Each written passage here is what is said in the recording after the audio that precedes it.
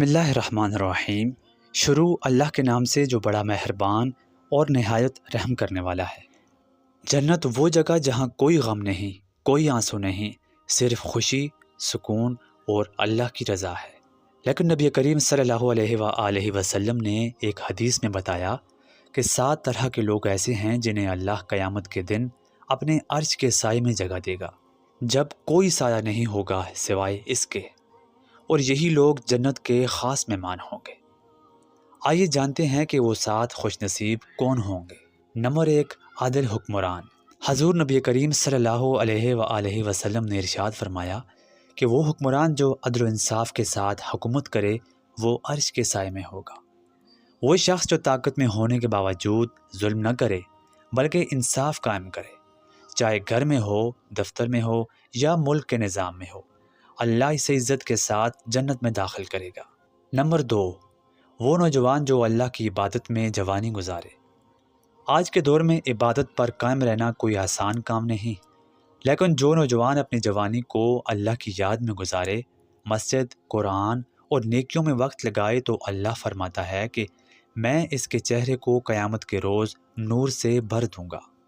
Number 3، وہ شخص جس کا دل مسجدوں میں لگا رہے۔ وہ لوگ جو مسجد کو اپنا گھر بناتے ہیں، جنہیں نماز کا انتظار رہتا ہے اور جن کا دل اللہ کے ذکر میں جڑا رہتا ہے، ان کے لیے جنت کے دروازے پہلے کھول دیے جائیں گے۔ نمبر 4، وہ 2 لوگ جو اللہ کی رضا کے لیے ایک دوسرے سے محبت کرتے ہیں۔ وہ 2 مخلص دوست جو دنیا کے فائدے کے لیے نہیں بلکہ اللہ کی رضا کے لیے محبت کریں، الگ بھی اسی محبت پر ہوں اور ملیں بھی تو اسی پر۔ نبی کریم نے فرمایا کہ ایسے 2 لوگ قیامت کے روز اللہ کے عرش کے نیچے ہوں گے۔ نمبر 5، وہ شخص جو تنہائی میں اللہ کو یاد کرے اور آنکھوں سے آنسو نکل آئے۔ کبھی رات کے سناٹے میں دل نرم ہو جائے اور صرف یا اللہ کہہ کر آنسو بہہ جائیں، یہی آنسو دوزخ کی آگ کو بجھا دیتے ہیں۔ رسول اللہ نے فرمایا کہ وہ شخص جو اللہ کے خوف سے روئے، اس پر جہنم کی آگ حرام کر دی جائے گی۔ نمبر 6، وہ شخص جو صدقہ کرے مگر چھپ کر، جو اپنے دائیں ہاتھ سے دیتا ہے مگر بائیں ہاتھ کو اس کی خبر نہیں ہوتی، یعنی ریاکاری نہیں، خالص نیت کے ساتھ۔ نبی کریم نے ایسے شخص کے بارے میں ارشاد فرمایا کہ یہ شخص بھی قیامت کے روز اللہ کے عرش کے سائے میں ہوگا۔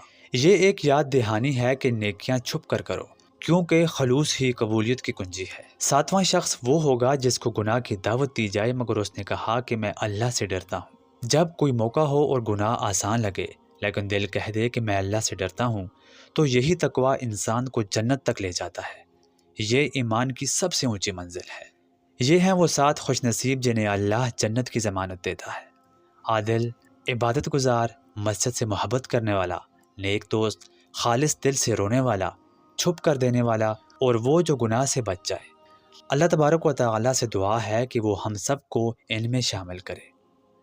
اگر آپ چاہتے ہیں کہ آپ بھی ان خوش نصیب لوگوں میں ہوں تو نیت کریں اور سچے دل کے ساتھ دعا کریں۔